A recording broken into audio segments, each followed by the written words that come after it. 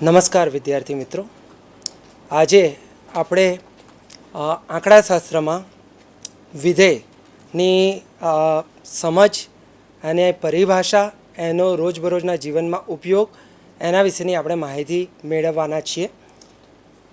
શરૂઆત કરીએ કે વિધેય એટલે શું. સામાન્ય સંજોગોમાં જ્યારે કોઈ પણ બે ગુણધર્મો અથવા તો માહિતી એકબીજાને સાથે સંબંધ ધરાવતી હોય તો ત્યારે આપણે એમ કહી શકાય કે તે બંને વચ્ચે કોઈ પ્રકારનો સંબંધ આપણે પ્રસ્થાપિત કરી શકીએ છીએ. દાખલા તરીકે માંગ અને કિંમત. માંગ અને કિંમત એકબીજા ઉપર આધારિત છે અને બંને વચ્ચે એ વ્યસ્ત સંબંધ છે. જેમ જેમ માંગ અને કિંમત એકબીજાના વ્યસ્ત વિધેયો છે એમ કહેવાય, કારણ કે એમની વચ્ચેનો સંબંધ આપણે એ રીતે પ્રસ્થાપિત કરી શકીએ. એટલે અહીંયા વાત આવે છે વિધેય.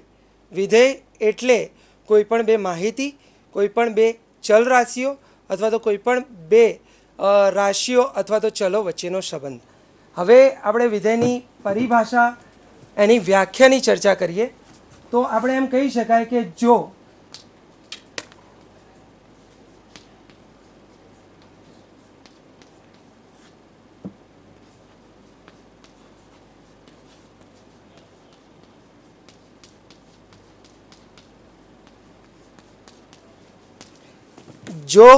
એ અને બી એ બંને અરિક્ત ગણો હોય. અરિક્ત ગણો એટલે ખાલી ગણ ન હોય તેવા બે ગણો, મતલબ કે દરેક ગણમાં ઓછામાં ઓછો એક સભ્ય હોય. જો એ અને બી એ અરિક્ત ગણો હોય અને ગણ એનો પ્રત્યેક ઘટક એ ગણ બીના અનન્ય ઘટક સાથે કોઈ સંગતતા કે સંબંધ દ્વારા સાંકળી શકાતો હોય તો તે સંગતતા કે સંબંધને આપણે વિધેય તરીકે પ્રસ્થાપિત કરી શકીએ. હવે એના સંકેતની વાત કરીએ તો એને સંકેતમાં F defined from A to B. હવે આ એનો ગાણિતિક સંકેત છે, F defined from A to B, જ્યાં એ વિધેયનો પ્રદેશગણ, બી એ વિધેયનો સહપ્રદેશગણ છે. એટલે આ જે વિધેય છે એને આપણે આ રીતે પ્રસ્થાપિત કરી શકીએ. અહીંયા એ એનો પ્રદેશ, બી એ એનો સહપ્રદેશ. હવે આપણે એ જોવાનું છે કે વિધેયનો પ્રદેશ અને સહપ્રદેશ એટલે શું. એક ઉદાહરણ લઈએ કે તમને આ રીતનું અહીંયા એક ઉદાહરણ આપ્યું છે, F defined from A to N. હવે આ કઈ રીતે બોલાય છે, ફરીથી હું કહું છું. એફ એટલે વિધેય F defined from A to N, એટલે વિધેય એફ એ એવું વિધેય છે કે જે એથી એન ઉપરનું છે, જેનો પ્રદેશ એ ગણ એ અને સહપ્રદેશ એ પ્રાકૃતિક સંખ્યા ગણ એન છે. અહીંયા તમે આપણને વિધેય આપેલું છે કે F x is equal to 2x અને એના ઘટકોની સંખ્યા આપણને આપેલી છે કે 1, 2 અને 3. તો હવે આનો સંબંધ આપણે પ્રસ્થાપિત કરવો હોય તો વારા ફરતી આ જે વિધેય છે એ વિધેયમાં આપણે 1, 2 અને 3 એક્સની જગ્યાએ આપણે વારાફરતી મૂકતા જઈએ. તો એફ એક્સની જગ્યાએ 1 મૂકીશું, F1 is equal to 2 into 1 બરાબર 2. બીજું, હવે બીજી સંખ્યા F2 2 into 2 is equal to 4 અને ત્રીજી સંખ્યા F3 જો અહીંયા મૂકવામાં આવે ચલ એક્સની જગ્યાએ તો 2 ઇન્ટુ 3 ઇઝ ઇક્વલ ટુ 6. એનો અર્થ એવો થાય કે પ્રદેશગણ એની આપણે અલગ અલગ કિંમતો જે 1, 2 અને 3 આ વિધેય 2xમાં જો આપણે મૂકીએ છીએ તો આપણને 2, 4 અને 6 એમ જવાબ પ્રાપ્ત થાય છે. જે આ આપણને જવાબ પ્રાપ્ત થાય છે 2, 4 અને 6 એ પ્રાકૃતિક સંખ્યાગણ એનના જ ઘટકો છે.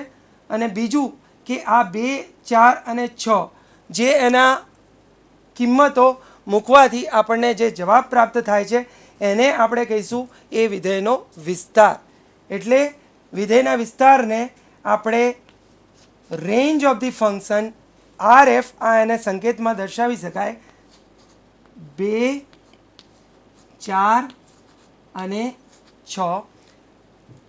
એટલે વિધેયના 3 મહત્વપૂર્ણ પરિભાષાઓ કે જે વિધેયમાં ઉપયોગમાં લેવાય છે. પહેલું તો પ્રદેશગણ. પ્રદેશગણ એટલે એવો ગણ કે જેમાંથી આપણે અલગ અલગ કિંમતો જે આપણને વિધેય આપેલું છે તેમાં આપણે વારાફરતી મૂકીએ છીએ. જે જવાબ મળે છે એ આપણને સહપ્રદેશ ગણમાં પ્રાપ્ત થવો જોઈએ. અને ત્રીજી વસ્તુ છે કે જે જવાબ મળે છે એનો જે ગણ બને છે તેને આપણે કહીશું વિસ્તાર ગણ. એટલે આ જે વિધેયની મૂળભૂત કે પાયાની બાબતો થઈ. હવે આપણે અલગ અલગ ઉદાહરણો સાથે વિધેયના અલગ અલગ જે પ્રકારો પડે છે એ પ્રકારોની વાત કરવાની છે. એટલે હવે આપણે જોઈએ બીજો મુદ્દો વિધેયના પ્રકારો. તો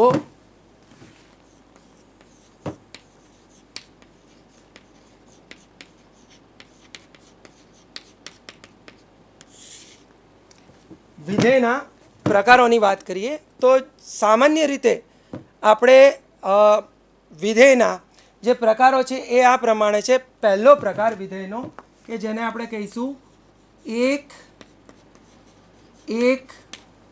વિધેય. મિત્રો શબ્દ ઉપરથી જ ખ્યાલ આવે કે એક એનો અર્થ એવો થાય કે જે પણ વિધેય આપેલું હોય એની આપણે પ્રદેશગણમાંથી કિંમતો વિધેયમાં મૂકતા જઈએ એનો જે જવાબ મળવાનો છે એ આપણને એટલે કે એનું પ્રતિબિંબ જવાબને આપણે વિધેયની ભાષામાં કહીએ આ અલગ અલગ કિંમતો મૂકવાથી જે જવાબ મળ્યો એને પ્રતિબિંબો પણ કહેવાય. તો એક વિધેય એટલે વિધેયની કોઈ પણ પ્રદેશગણની બે અલગ અલગ કિંમતો. માની લો કે A1 અને A2 આ વિધેયના પ્રદેશગણની બે અલગ અલગ કિંમતો છે. A1 અને A2 સરખા નથી. A1 બરાબર 3 હોય અને A2 બરાબર 5 હોય.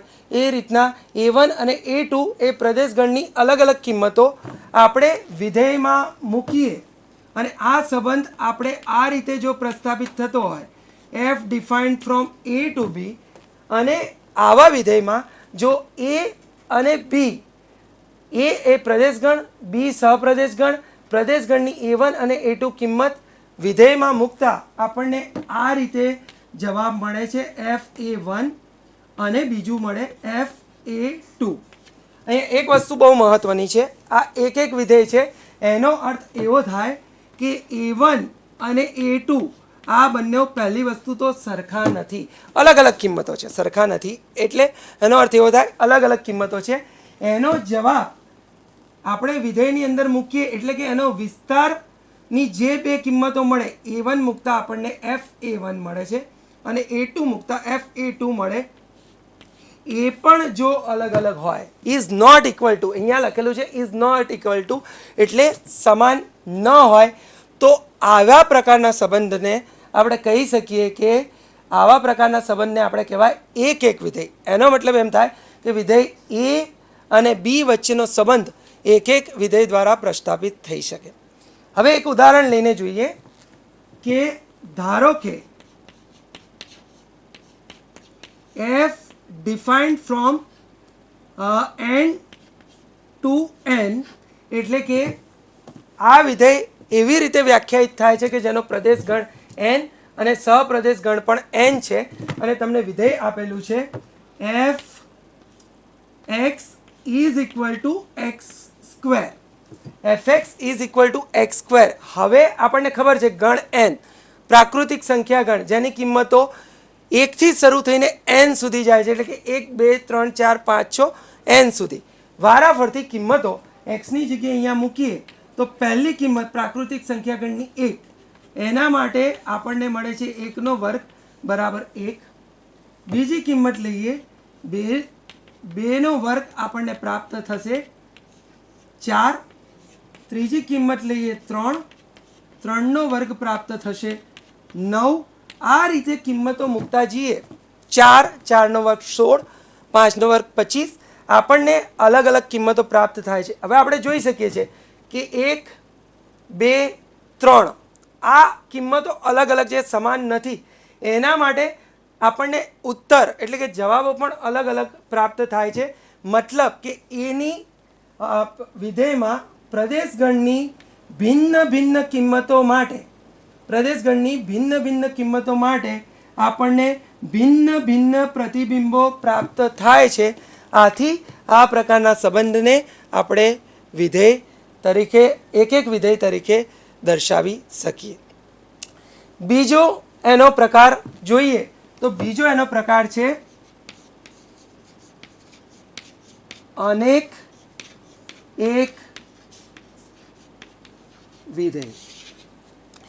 હવે અનેક એક વિધેયની વાત કરીએ તો અનેક એક વિધેયમાં જે પ્રદેશગણની ભિન્ન ભિન્ન કિંમતો માટે આપણને સહપ્રદેશગણમાં એટલે કે વિસ્તાર તરીકે સમાન પ્રતિબિંબો એટલે એકથી વધુ કિંમતો માટે આપણે પ્રદેશગણની એકથી વધુ કિંમતો વિધેયમાં મૂકીએ તો આપણને એક જ જવાબ કિંમતો મૂકવાથી વિધેયનો જવાબ એક જ પ્રાપ્ત થાય. જો આવું થાય તો આપણે એમ કહેવાય કે આ જે વિધેય એ અનેક એક પ્રકારનું વિધેય છે. અહીંયા એક ઉદાહરણ પહેલાં એને સાંકેતિક રીતે જોઈએ તો A1, A2 આ વિધેયના પ્રદેશગણની બે ભિન્ન ભિન્ન કિંમતો છે. આ કિંમતો ભિન્ન છે એટલે કે A1 is not equal to A2 આ પ્રકારની છે. હવે તમને વિધેય આ રીતે પ્રસ્થાપિત કરેલું છે f defined from A to B. A પ્રદેશગણ, બી સહપ્રદેશગણ, પણ વારાફરતી આપણે આમાં જો કિંમતો મૂકવામાં આવે અને જો આપણને ઉત્તર જે આનો જવાબ વિધેયની કિંમત જે પ્રાપ્ત થાય છે એ કિંમત એટલે કે પ્રતિબિંબો જો સમાન આવતા હોય તો આવા સંજોગોમાં કહી શકાય કે આ વિધેય એ અનેક એક પ્રકારનું વિધેય છે. ઉદાહરણ તરીકે જોઈએ તો ધારો કે f defined from z to n એટલે કે આ વિધેય કેવી રીતના વ્યાખ્યાયિત થાય છે? વિધેય f એ z થી n ઉપરનું વિધેય છે. વિધેય z ગણ z એટલે પૂર્ણાંક સંખ્યાગણ અને ગણ n એટલે પ્રાકૃતિક સંખ્યાગણ. જ્યાં વિધેય તમને આ રીતે આપેલું છે કે fx ફરીથી આ જ આપણે વિધેય તરીકે લઈએ છીએ કે fx is equal to x square. હવે આપણે જાણીએ છીએ કે ગણ z ની કિંમતો એ આપણને અહીં ગણ z ની કિંમતો આપણને -n થી શરૂ કરી -3, -2, -1, 0, 1, 2 એમ રીતે n સુધી આપણે વિસ્તારી શકીએ. આ ગણ z ની કોઈ પણ કિંમત જો આ વિધેયમાં મૂકવામાં આવે તો આપણે જોઈ શકીએ કે માની લો કે હું અહીંયાથી ગણ z ની આ f ઓફ -3 કિંમત એટલે x ની જગ્યાએ -3 મૂકું તો મને -3 નો વર્ગ એટલે કે 9 પ્રાપ્ત થાય છે. અને f ની જગ્યાએ હું -2 મૂકું તો મારે -2 નો વર્ગ એટલે કે 4 મળશે. હવે x ની જગ્યાએ 3 મૂકતા 3 નો વર્ગ મને 9 મળે છે અને x ની જગ્યાએ 2 મૂકવામાં આવે તો 2 નો વર્ગ મને 4 પ્રાપ્ત થાય છે. મિત્રો અહીંયા જોઈ શકાય છે કે -3 અને +3 પ્રદેશગણની બે અલગ અલગ કિંમતો પણ જવાબ વિધેયમાં મૂકવાથી એક જ પ્રાપ્ત થયો. એવી રીતના -2 અને +2 એ પ્રદેશગણની અલગ અલગ કિંમતો પણ જવાબ અહીંયા એક જ પ્રાપ્ત થાય છે. એનો મતલબ એમ થાય કે અહીંયા fa1 is equal to fa2.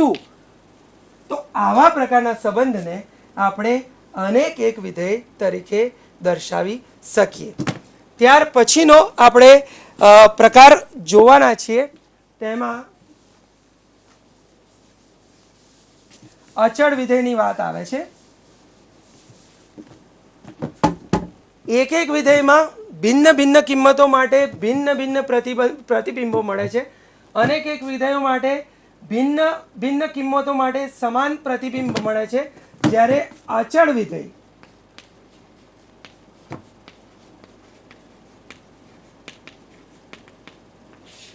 અચળ વિધેય તમે આ રીતે અચળ વિધેય એ આપણે પ્રસ્તાવિત કરી શકીએ. વિધેય F defined from A to B છે અને અહીંયા આપણે કહી શકીએ કે એફએક્સ બરાબર માની લો કે 5 આ રીતનું તમને આપેલું છે અને જ્યાં એ પ્રદેશગણની કિંમત આપણને આપી છે 1 2 3 4 5. અહીં આપણે એક્સની અલગ અલગ કિંમતો અહીંયા મૂકતા જઈએ. એક્સ બરાબર 1, એક્સ બરાબર 2, એક્સ બરાબર 3, 4, 5. જવાબ બદલાતો નથી. જવાબ 5 જ રહે છે કે જે કોઈ ચોક્કસ સંખ્યા છે. આથી આવા પ્રકારના વિધેયને આપણે કહીશું અચળ વિધેય. એનો મતલબ એમ થાય કે પ્રદેશગણની કોઈ પણ કિંમત માટે આપણને એનો જવાબ એટલે કે એનો વિસ્તાર એ અચળ સંખ્યા અથવા તો કોઈ એક જ કિંમત પ્રાપ્ત થાય છે. એને આ રીતે આપણે દર્શાવી શકીએ. fa1 is equal to fa2 is equal to fa3 is equal to fan. તો આવા પ્રકારે જો સંબંધ પ્રસ્થાપિત કરી શકાતો હોય તો આ સંબંધને આપણે અચળ વિધેય તરીકે દર્શાવી શકીએ. અહીંયા અચળ સંખ્યા આપણને પ્રાપ્ત થઈ રહી છે તેમ આપણે કહી શકીએ. ત્યાર પછી એના પછીનો પ્રકાર છે એ છે વાસ્તવિક વિધેય. વાસ્તવિક વિધેય એ વાસ્તવિક સંખ્યાગણ આર ઉપરનું વિધેય છે. હવે મિત્રો એ વાત કરીએ કે વાસ્તવિક સંખ્યાગણ આર એટલે શું. વાસ્તવિક સંખ્યાગણ આર એટલે સામાન્ય રીતે ગણિતમાં ગણ n, ત્યારબાદ ગણ z, ત્યારબાદ ગણ q, ત્યારબાદ ગણ r. આ રીતે આપણે ગણને ચડતા ક્રમમાં કિંમતોની દ્રષ્ટિએ ગોઠવીએ તો ગણ આર એ વાસ્તવિક સંખ્યાગણ આર છે કે જેમાં કોઈ પણ કિંમત તમે વાસ્તવિક સંખ્યાગણ આરમાં હોઈ શકે. એ કિંમતો પૂર્ણાંક પણ હોય, અપૂર્ણાંક પણ હોય, દશાંશ અપૂર્ણાંક પણ હોય, સમય સંખ્યા પણ હોય. કોઈ પણ કિંમતનો સમાવેશ તમે આર એટલે કે વાસ્તવિક સંખ્યાગણ આરમાં કરી શકો છો અને એના ઉપર જ આધારિત એવું વિધેય છે એ વાસ્તવિક વિધેય, જેને આપણે એફ ડિફાઇન્ડ ફ્રોમ આર એ વાસ્તવિક સંખ્યાગણ નો સંકેત છે. આરથી આર ઉપરનું વિધેય એ વાસ્તવિક વિધેય કહેવાય. અહીં તમે જે વિધેયમાં કિંમત મૂકવાના છો એ બધી જ કિંમત એ વાસ્તવિક સંખ્યાગણ આરનો જ એક ઘટક હશે અને એનો જે જવાબ, એનું પ્રતિબિંબ, એનો વિસ્તાર એ પણ વાસ્તવિક સંખ્યાગણ આરમાં જ હશે. એટલે કે અહીંયા પ્રદેશ, સહપ્રદેશ અને વિસ્તાર એ વાસ્તવિક સંખ્યાગણ આર પોતે જ બને છે. એવા વિધેયને વાસ્તવિક સંખ્યાગણ આર કહેવાય. હવે આપણે થોડી ઘણી વાત કરીએ કે જ્યારે રોજબરોજના જીવનની વાત આવે છે ત્યારે રોજબરોજના જીવનમાં આ જે વાસ્તવિક સંખ્યાગણ આર છે તેનું સવિશેષ મહત્ત્વ જોવા મળે છે.